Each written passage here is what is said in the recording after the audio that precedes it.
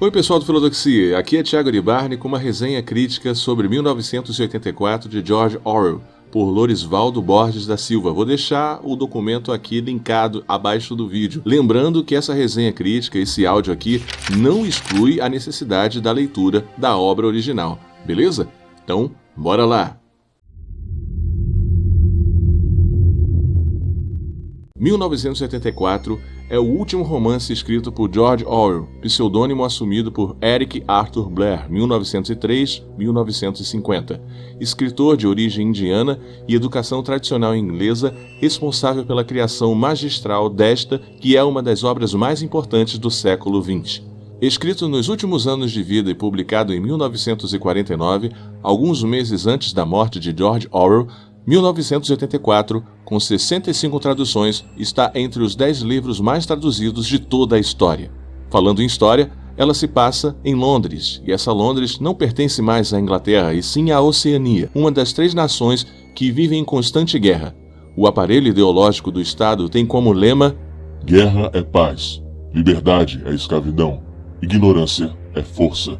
Todos os participantes do partido são controlados através de um mecanismo tecnológico de vigilância, as famosas teletelas, e por espiões treinados para delatar qualquer atitude suspeita ou qualquer desvio de conduta. Até as crianças eram treinadas para serem espiões do partido. O grande irmão está de olho em você. Esse era o aviso estampado em vários cartazes por toda a cidade. O grande irmão era um ditador cruel, líder-mor do partido Ingsoc, ou seja, socialismo inglês.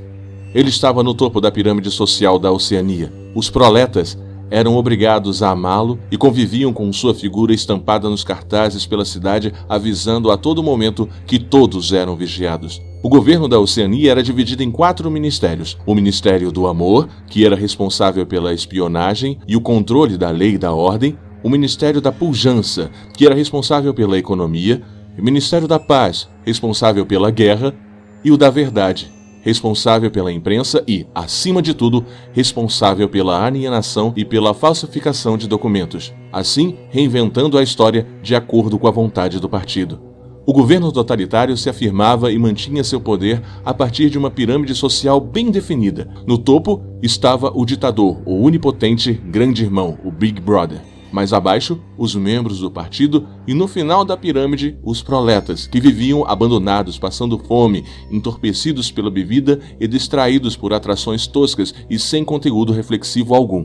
A história é contada a partir das angústias e das experiências de Winston Smith, uma espécie de José da Silva, se fôssemos traduzir para o português, um funcionário do Ministério da Verdade, que ao longo do livro vai indagando e rebelando-se contra o governo opressor.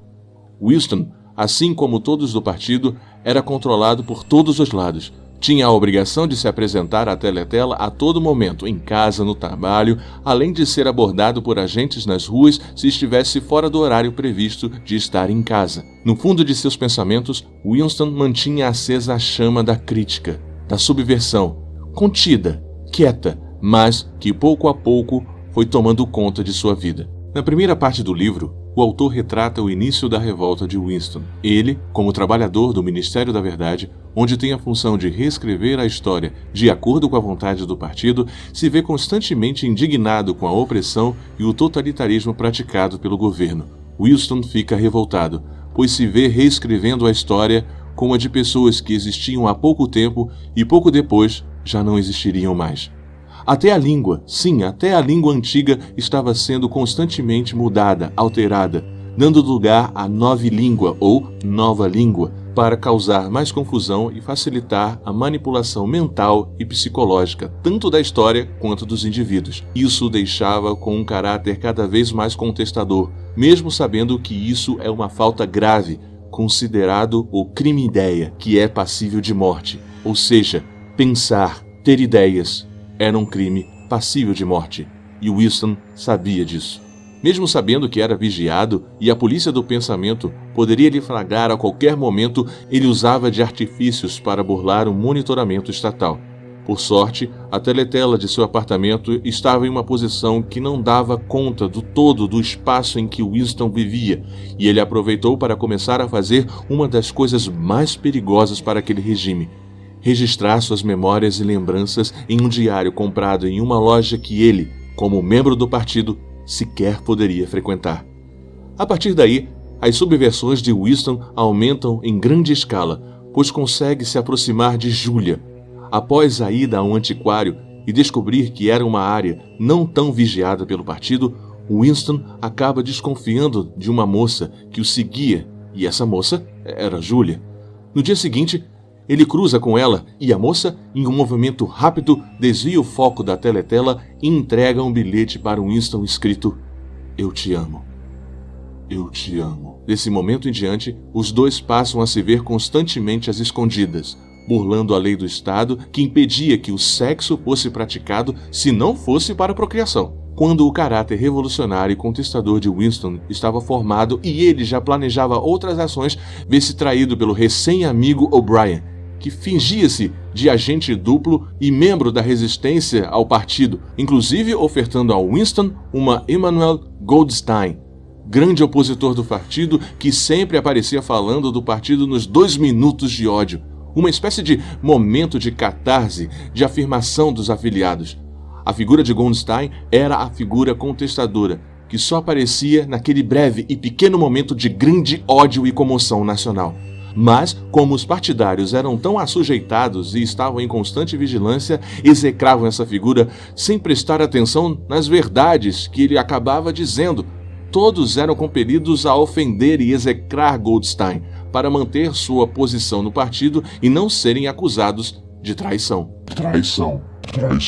O desfecho do livro é um dos pontos mais altos dessa magnífica obra, pois é o momento em que o autor descarrega toda a sua energia criativa, fazendo o leitor entrar na história através das angústias e medos de Winston.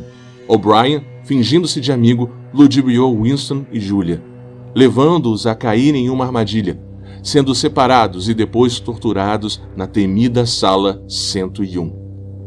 É o momento mais angustiante da obra, pois o autor, através de sua escrita contundente, transporta os leitores para a Sala 101, obrigando a nós, leitores, a presenciar as cenas de tortura psicológica aplicadas por O'Brien, aquele mesmo que se fingira de amigo. Ele destilou sua crueldade através do medo mais profundo do protagonista, que era o pavor por ratos.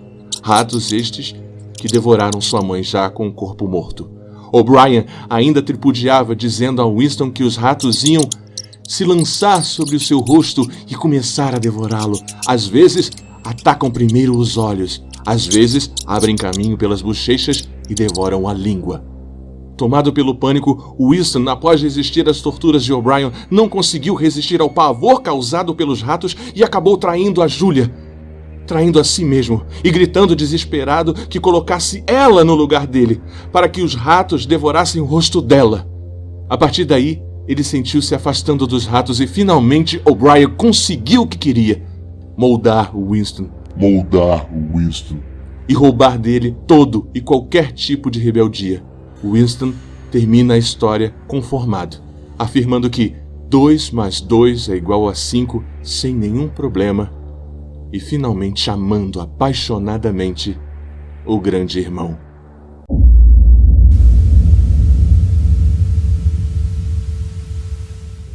Bom, pessoal, aqui eu vou colocar um pouco das minhas contribuições para a obra.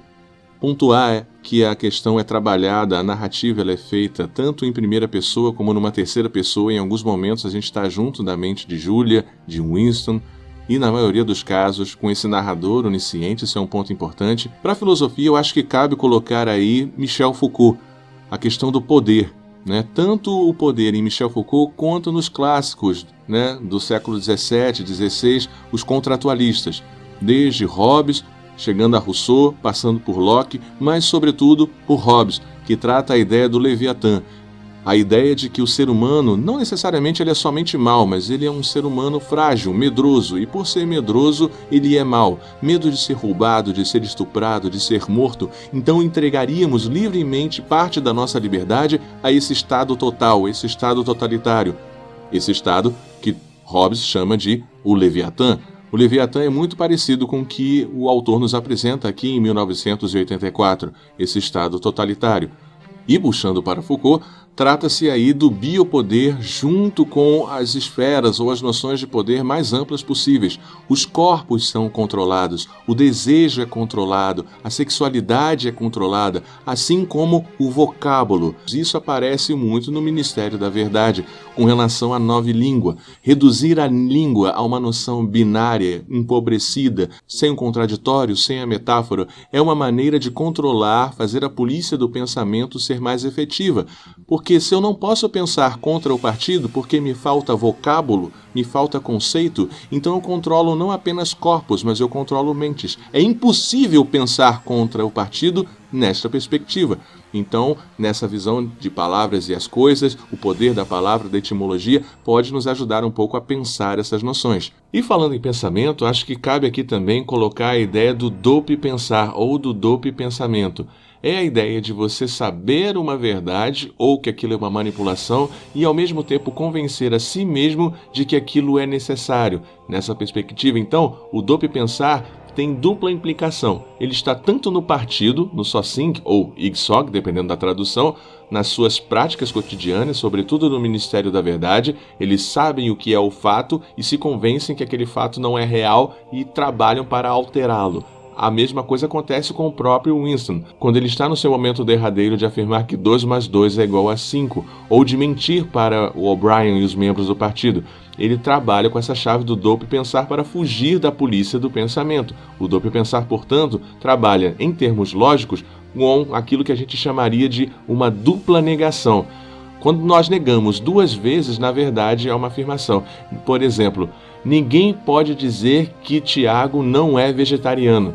Eu estou dizendo que Tiago é vegetariano, mas eu estou usando uma dupla negação, algo nesse sentido. Então a ideia de dope pensar, duplo pensamento, de alguma forma é uma chave para entender o pensamento do partido, do IGSOC, o SOSING, e também de entender como é possível sobreviver mentalmente dentro desse contexto do regime totalitário. É uma ideia extremamente original de George Orwell e que é fundamental para compreendermos 1984 e até mesmo o nosso contexto político. Por exemplo, quando políticos corruptos e etc. dizem que não cometeram determinado delito e convencem a si mesmo que não cometeram. Dope pensar ou dope pensamento é fundamental. Outra coisa interessante que cabe pensar é a noção de historicidade, de pós-verdade e das disputas narrativas. Como ter um inimigo, como ter uma guerra constante, de alguma forma, é garantia de paz. Odiar o outro, vigiar o outro, dar um propósito e um sentido à vida dentro desta visão de autopoliciamento constante. Como o Foucault mesmo diz, é uma espécie de panótipo de Jeremy Bentham, onde você tem uma torre que a todos vigia, como também aparece em Tolkien, no Senhor dos Anéis. Sauron é aquela torre que a todos vigia. E assim como George Orwell, Tolkien também começa o seu livro trabalhando a ideia da linguagem e o poder e a influência da linguagem para uma manutenção de poder, para uma manutenção de controle. Orwell trabalha um pouco numa visão de Lewis Carroll, como é em Alice através do espelho e Alice no País das Maravilhas, trabalhando as noções de paradoxo e de contradição. A verdade é mentira, a mentira é verdade, tudo depende de uma forma narrativa. E falando em depender de formas narrativas, a gente também pode puxar contemporaneamente o conceito de negação. O conceito de negação fica muito famoso em Sigmund Freud, para falar da ideia do ego se defender de algo que é desconfortável para si nos indivíduos. Então, por exemplo, uma mãe que nega a morte de um filho e decide não desarrumar o seu quarto para, de alguma forma, evitar o luto de seu filho. No sentido aqui, em 1984, a negação ela não é exatamente aquilo que pode se pensar, porque, na verdade, todo o povo, todos os proletas e os indivíduos ali estão em dope pensar, como a gente falou anteriormente, e não é uma decisão tão deliberada assim de não crer na verdade. Há toda uma construção de léxico, de narrativa, que faz com que o contexto seja negacionista por si só.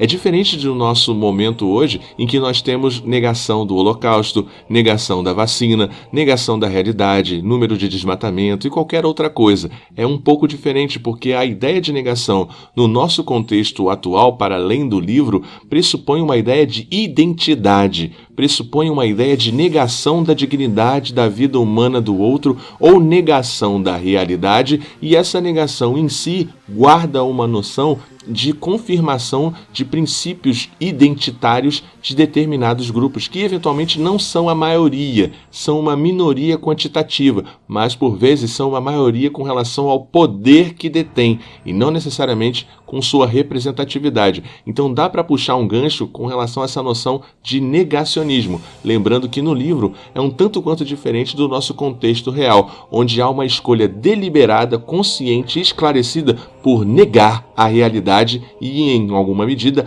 negar a dignidade, o respeito e a existência do outro. 1984, por fim, é uma das obras que surge justamente no contexto do pós-guerra, que é descrente do futuro, da tecnologia. Por isso mesmo é uma distopia e não uma utopia, como temos na filosofia com Thomas Morris, ou como temos também em Júlio Verne, em 20 Mil Léguas Submarinas, A Volta ao Mundo, onde a ideia de tecnologia é uma ideia de um progresso ou de um futuro que é brilhante, reluzente, maravilhoso. Não. Em Orwell, o futuro ele é distópico justamente por ele não cumprir uma promessa que a tecnologia supostamente teria trazido a nós. Mais tecnologia não significa uma emancipação moral dos seres humanos, não significa pujança de alimentos e de fraternidade. Muito pelo contrário, pode significar outras coisas. 1984, muito mais do que um livro de vestibular, é uma obra atemporal, que é apropriada tanto por pensamentos à esquerda quanto por pensamentos à direita, e é um manifesto, uma ode à questão do poder e como fazer a manutenção do poder em sentido arquitetônico, físico ou linguístico. Leia 1984, não fique apenas nesse áudio, e se você gostou desse áudio, compartilha ele, deixa o seu like, deixa um comentário, deixa uma correção se eu falei alguma bobagem, alguma besteira ou fiz alguma omissão, deixa aí nos comentários, ativa o sininho para receber as notificações e até a próxima, pessoal! E cuidado com o grande irmão! Valeu, pessoal! Tchau, tchau!